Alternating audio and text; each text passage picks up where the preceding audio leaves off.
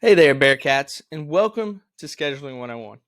As this school year ends, I want to make sure that we take the opportunity here to talk about scheduling a little bit so that you are as prepared as possible. First off, I want to introduce you to the Paint Valley High School Office of Student Services staff. These are people who will help you with scheduling or who you can ask questions to, and they're just great resources to have. Miss Regina Newland is our Office of Student Services Administration assistant.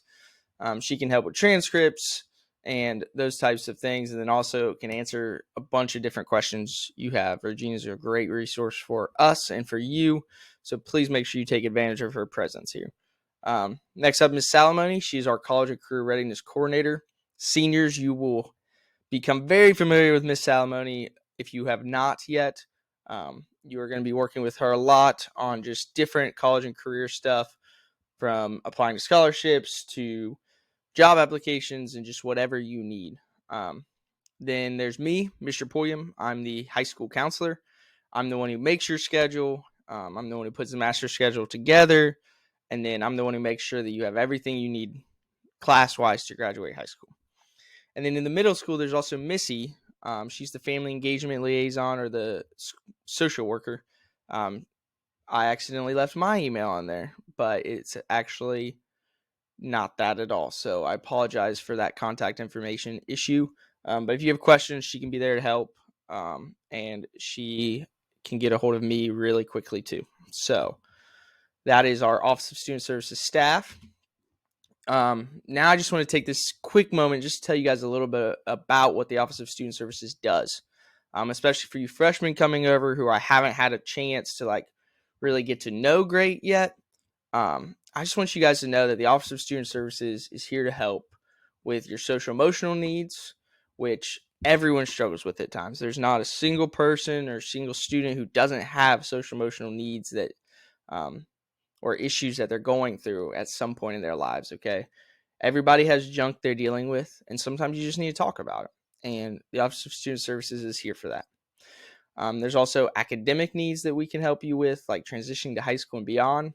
This includes tutoring referrals, course corrections, credit recovery, credit flex, whatever you need to help you achieve your life goals. We can help you with that. And then there's also post-secondary needs that we can help with, like planning for your future. This can include college, career, military, trade school, or a combination of all of them. We try to give you guys a good variety and help you really narrow down what it is you want to do after high school so that we can put you in the best position to be successful there and to achieve those goals. Okay, now we're going to move on to the graduation requirements part so you kind of know what you're doing when you're scheduling.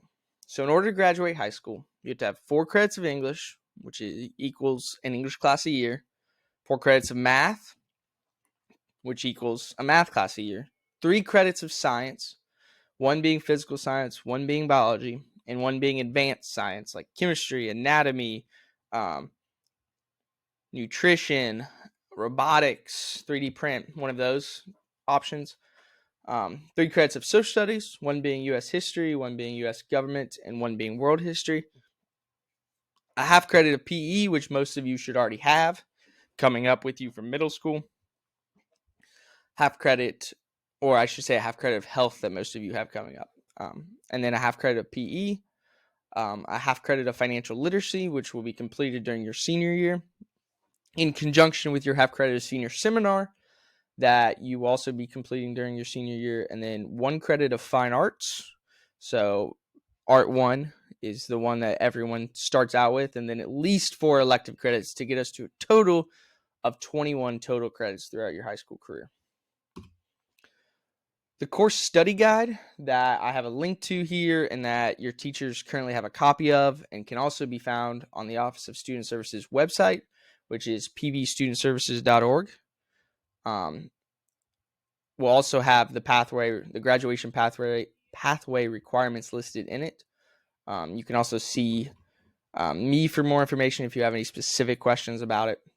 In addition to those credits, reminder that you also have to pass the Algebra 1 and ELA 2 state test with a score of 684 And you also have to earn 2 seals, graduation seals, which you can get from earning certain scores on state tests or your community service hours or participating in clubs and sports, or the arts. And there's just a bunch of different options that you can use to achieve those. So if you have any questions, please reach out and don't hesitate to ask me for any help either.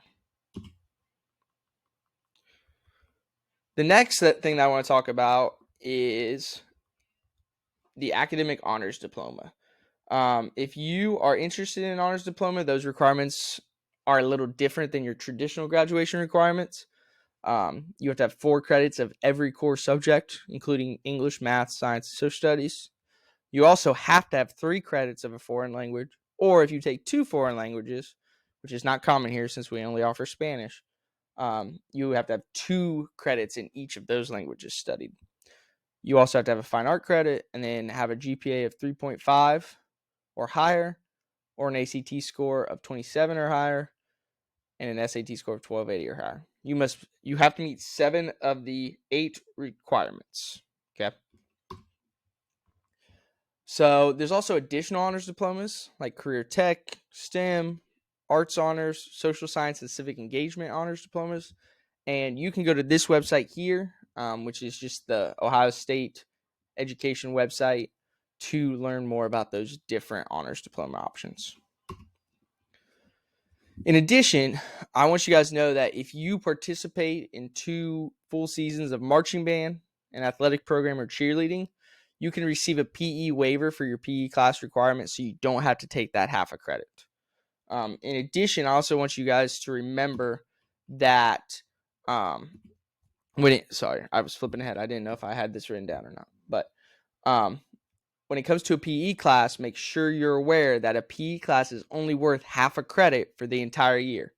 So when it comes to eligibility stuff, that only counts for half of the 5 total credits that you need for eligibility purposes.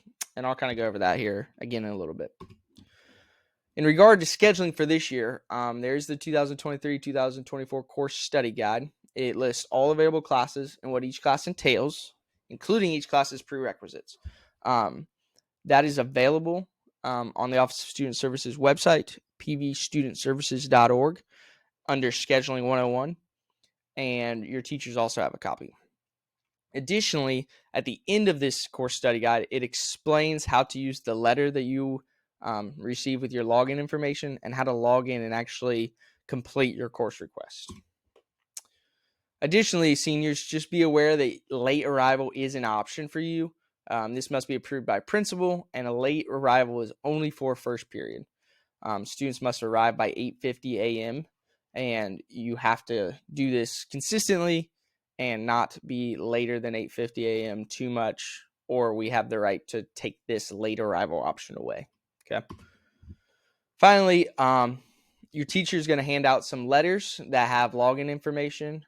Each grade level is going to receive a course request form. This is online. The course study guide, course catalog explains how to log into the course request form. And you have to select courses based on your graduation requirements and the electives that you're interested in. I want to make sure you select at least 6 credits.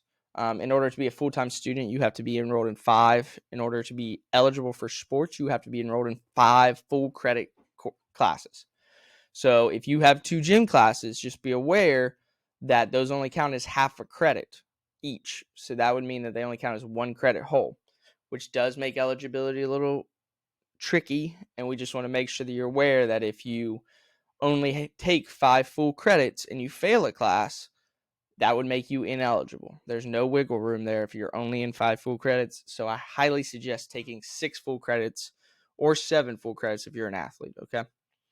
After you put in your request, the Office of Student Services will input your request and design a schedule that works to the best of our ability. I'm going to be honest, guys, it's hard being at a small school and just trying to make sure that everyone gets what they need. We will do the best we can, but I do want you to be aware that you may not receive all the classes you select, okay?